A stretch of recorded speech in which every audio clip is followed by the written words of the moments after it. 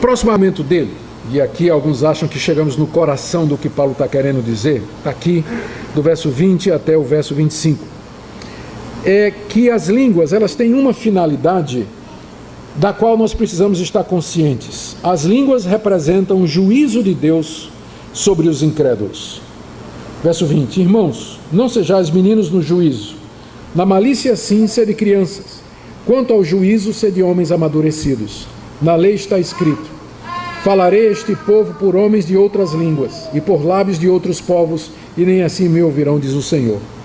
De sorte que as línguas constituem um sinal não para os crentes, mas para os incrédulos. Mas a profecia não é para os incrédulos, e sim para os que creem. Se, pois, toda a igreja se reunir no mesmo lugar, e todos se puserem a falar em outras línguas, no caso de entrarem doutos ou incrédulos, não dirão porventura que estáis loucos? Porém, se todos profetizarem e entrar algum incrédulo ou indouto, é ele por todos convencido e por todos julgado. Tornam-se-lhe manifestos os segredos do coração, e assim, prostrando-se com a face em terra, adorará a Deus, testemunhando que Deus está de fato no meio de vós. Passagem surpreendente de Paulo. O que ele diz aqui no verso 20? Meus irmãos, vamos ser adultos no entendimento. Será que vocês não entenderam qual era o propósito, um dos propósitos das línguas? Na lei está escrito, e aqui ele está citando Isaías 28, 11 a 12. Falarei a este povo por homens de outras línguas e por lábios de outros povos, e nem assim me ouvirão, diz o Senhor. Você vai ter que voltar comigo lá para Deuteronômio para a gente explicar o que é que Paulo está dizendo aqui. No livro de Deuteronômio, no capítulo 28, Moisés, inspirado por Deus, traz uma relação das bênçãos e das maldições que Deus daria sobre o povo de Israel se eles obedecessem ou desobedecessem. Na relação das bênçãos tem prosperidade, uma série de coisas, vitória sobre os inimigos. A relação das maldições é grande. Começa assim: se vocês desobedecerem a minha voz, eu vou mandar praga, peste, doença, vai morrer o gado, vou mandar seca, vou mandar destruição para as plantações de vocês. E aí, mais adiante, Moisés diz que o maior castigo que Deus vai dar ao povo, se desobedecer a ele, é a invasão por um povo estrangeiro. Ele diz assim: eu vou mandar um povo para vocês, um povo cuja língua vocês não entendem, e esse povo vai tomar a terra de vocês, a plantação de vocês, e vai tomar o lugar de vocês e vai expulsar vocês da terra que eu dei para vocês. Então, qual seria o sinal de que aquilo estava se cumprindo? Quando o israelita ouvisse o soldado falando numa língua que ele não compreendia. É isso que Isaías está dizendo aqui e que Paulo está citando. Vocês não querem ouvir a minha lei, diz Deus. Vocês não querem ouvir os meus profetas? Então eu vou falar em juízo contra vocês através da língua de um povo que você não conhece. E o profeta Jeremias diz a mesma coisa no capítulo 5, verso 15. Quando no dia de Pentecostes, agora presta atenção, dois eventos. Quando houve a invasão de Israel, os exércitos assírios falavam aramaico, o judeu falava hebraico. Embora sejam parecidos, não é a mesma língua. Quando os judeus ouvissem os soldados cercando Jerusalém falando em aramaico, eles deviam dizer: peraí, eu já vi, isso aqui deu um déjà vu, eu já vi isso em algum lugar. Ele deveria lembrar de Deuteronômio 28, de que a língua estranha sendo falada nas muralhas de Jerusalém era o sinal de que Deus estava trazendo juízo contra a nação, como ele tinha prometido. Isso se repetiu no dia de Pentecostes. Quando os discípulos começaram a falar em outras línguas, Atos capítulo 2, o judeu de Jerusalém devia ter dito assim: peraí, eu já vi isso em algum lugar, já vi esse filme, língua estrangeira em Jerusalém, o que é que isso significa? O que é que aconteceu 30 anos depois?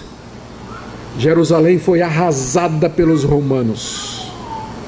As línguas em Pentecostes eram um sinal de que Deus haveria de cumprir o que ele disse em Deuteronômio 28, que ele mandaria uma nação estrangeira que haveria de invadir o seu povo, a sua terra, e promover aquela devastação. Por isso que Paulo diz aqui: meus irmãos, vocês estão brincando com uma coisa séria, com uma arma poderosa. As línguas, elas são sinal do juízo de Deus. Por isso que elas são um juízo para os incrédulos e não para o crente.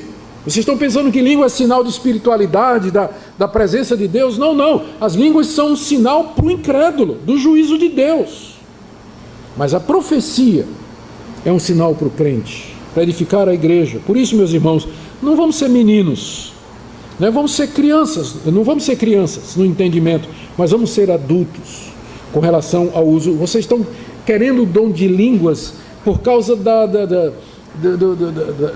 aparente espiritualidade dele, falar mistérios e essas coisas, mas pensa bem o que é que as línguas representam na história da redenção. Aí ele dá um exemplo aqui, verso 23. Se a igreja se reunir no mesmo lugar e todos começarem a falar em línguas, se entrar em douto ou incrédulo, não vão dizer que vocês estão doidos? Né? Juízo sobre o incrédulo. Em vez da língua atrair, ela vai. Está a igreja, de repente está aqui, todo mundo aqui, vamos começar a falar em língua. E chega um descrente ali, que ele bota a cabeça assim, olha, e entrei no hospício. E não é exatamente isso que tem acontecido. O mundo ridiculariza conosco por causa do que ele vê na televisão. Está uma pastora, está uma bispa, está um pastor, um apóstolo falando, aí de repente no meio da pregação, ralabala balaxi, chupa bala house, né? Vai dizendo, gente, o que é isso? O que isso representa? Por que essas palavras, essas frases ali sem sentido? O que eles estão pensando que aquilo representa? Isso é o quê? Por isso que o mundo já nos ridiculariza por causa da cruz. E a gente ainda dá motivo. Por isso que quando a Assembleia de Deus começou aqui no Brasil, eu não sei como é hoje, mas grande parte das Assembleias de Deus, ela reduz o falar em línguas durante a semana num culto fechado. Para entrar tem que ter a carteirinha da Assembleia. Eles não querem fazer isso mais em público, porque eles sabem que não...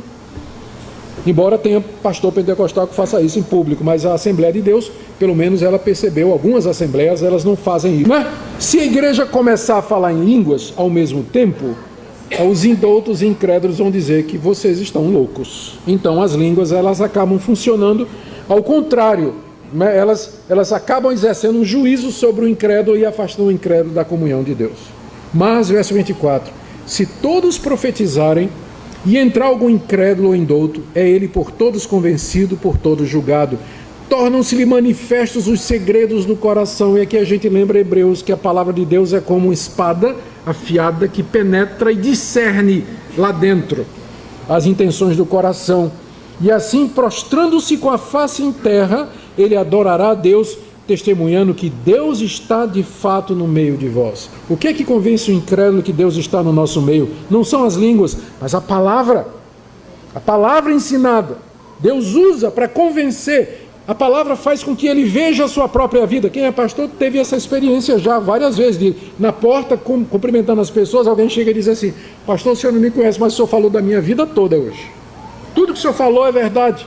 Mas não é que o pastor sabia, é que a palavra de Deus revela a verdade do coração, expõe, é por isso que ela é chamada de espelho, lá em Tiago, capítulo 1, ela é como espelho que revela o que está dentro do coração. Por esse motivo, diz o apóstolo Paulo, não sejam crianças, vocês estão lidando com uma coisa séria, que é essa questão de línguas. As línguas, ela tem esse efeito, ela é juízo de Deus sobre os incrédulos. E aí ele termina fazendo as aplicações aqui, do verso 26 em diante. O que fazer, pois, irmãos? Quando vos reunis, um tem salmo, outro doutrina, esse traz revelação, aquele outra língua e ainda outra interpretação. Seja tudo feito para edificação. Eu acho que o que Paulo está dizendo aqui é o seguinte, quando vocês se reúnem, o culto de vocês é uma bagunça. Porque um faz isso, um faz aquilo, outro faz isso, não tem sequência, não tem ordem, não tem nada. Irmãos, façam tudo para edificação. Aí ele começa a organizar o culto na igreja. Ele começa falando de línguas. Verso 27. No caso de alguém falar em língua, que não sejam mais do que 2, ou quando muito 3, isso sucessivamente, e haja quem interprete. Mas não havendo intérprete, fique calado na igreja, falando consigo mesmo e com Deus. O que é que Paulo está dizendo? Paulo não fechou a torneira. A torneira estava aberta, jorrando, na igreja de Corinto. Paulo deu uma fechada que deixou pingando 2 ou 3 gotas. Fala em 2 ou 3, no máximo, em sequência, e tem intérprete. Se não tiver, fica calado na igreja. Essa é a minha posição. Se alguém me pergunta, você crê que o dom de línguas pode existir hoje? Eu digo, eu não tenho problema nenhum. Deus é soberano, Ele pode dar o dom de línguas, mas se Deus der o dom de línguas, vai ser como está escrito aqui.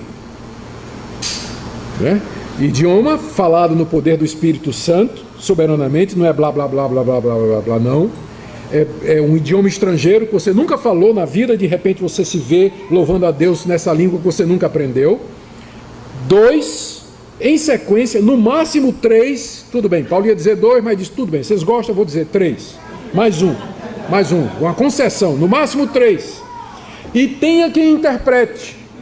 Se não tiver essas 3 condições, não é para ter, não é de Deus. Não venha me dizer que é de Deus, porque eu não tenho obrigação de dizer que é de Deus. Se for como está aqui, aí sim, você vai me convencer que é de Deus. Mas não venha querer me convencer que é de Deus quando fala todo mundo ao mesmo tempo, não tem interpretação e é blá blá blá blá blá blá. Não queira me convencer que é de Deus, por favor.